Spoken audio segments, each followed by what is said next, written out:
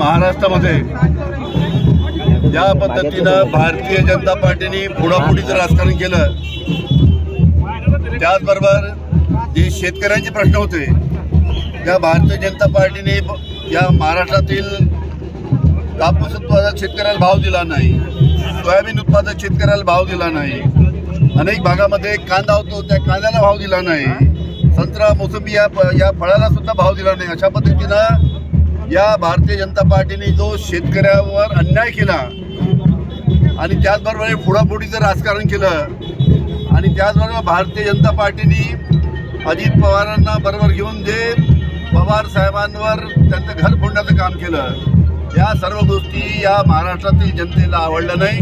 त्याच्यामुळे महाराष्ट्रातील मोठ्या प्रमाणात महाविकास आघाडीचे जे उमेदवार आहे काँग्रेस, राष्ट्रवादी आणि शिवसेना या पक्षाच्या उमेदवाराला निवडून दिलेला आहे।